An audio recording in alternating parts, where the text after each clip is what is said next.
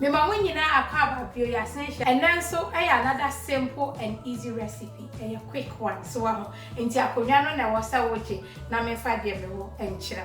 Nti na me na ma me ba be yisu ne we sea bream so obetumi yisu fish bi a wo pe ebi ebe koyi. De tia se me clean mu nyina so na mo me fa nhyankyin nsuo. Nti de me ba be nyina ne se me betwitwa lines kakra wo ho. Na chese marinade no etumi akomu kama. Don't send my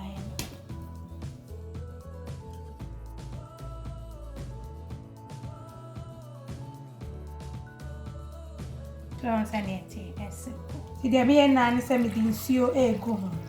So cold water. Me say be a can. So send me the nsuo no egu so amakava.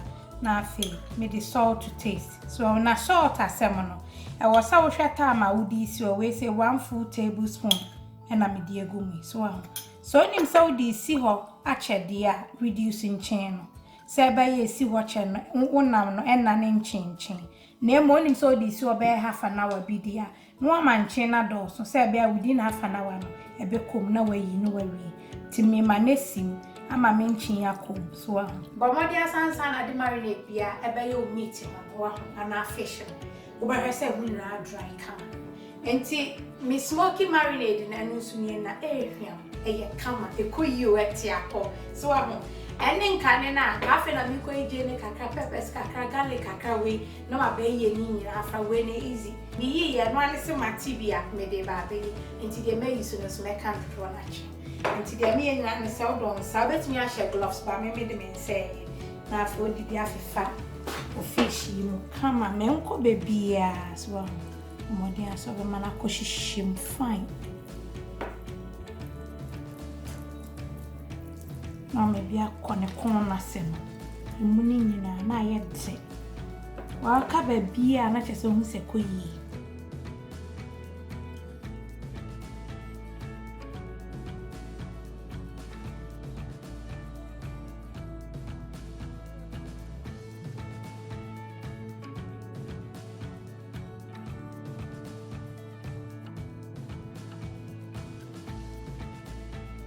Gabusiafo, your marinade in you, I come as well. And chin was sauce him, intimidation and chin so man fan chin be and come. So I could ye nafi.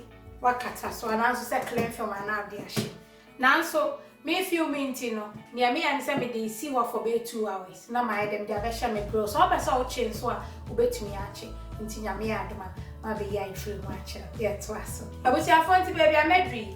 Ubetumi aso oven na dia to 180 na do fish na shim na wabi so emfa foil bi anchechire so na mo me de se no eduma mre de no so me ha me so oven me de foil ato me chance so we aduane wie bia so abomode aso obetwitwim na ye easy ama na we spray kitwe bi egu so na de kakra egu o fish no so so fish ni manade kakre spray ho na fodi atu hey enam na kono say already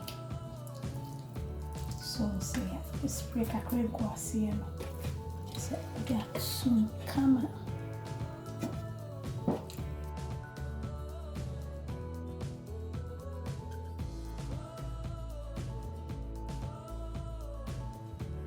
I said me de kwasha me air fryer me son for 180 for 20 minutes so ti bomodi ase oven no obi a oven different wo grill din so bia mo amaton mo ya dio recipes am de vra me bia koye ti na so dia to 180 tim de ko shape na ma be ya free kwa chiro fefefe na mo pedoko no me efem boso abusiafo pese ne nam ya ye aya akono ankasa ti me ma ho adwo kakra na fe me ya to plate me edim abusiafo ya fishy any etwa na AFRO yokosio we no simple nti marinade nse na make na ma brabo easier wo pe nto siru jene kakra bia green marinade na me kire wo na sign deep na uti bitu na pe weba ana se dokno ana se banku bia then one go be recipes be your channel just me the link no I bet so man no try bi abusia for nti marinade ya me use say wo ni bi ananso say wo ntumi nya obetumi a place wo order me the number bet so man sabeka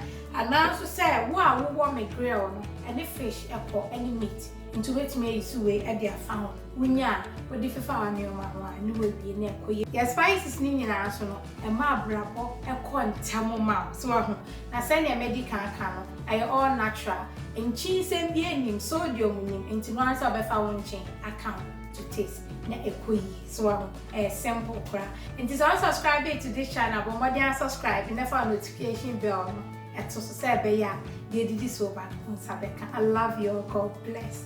Mwah.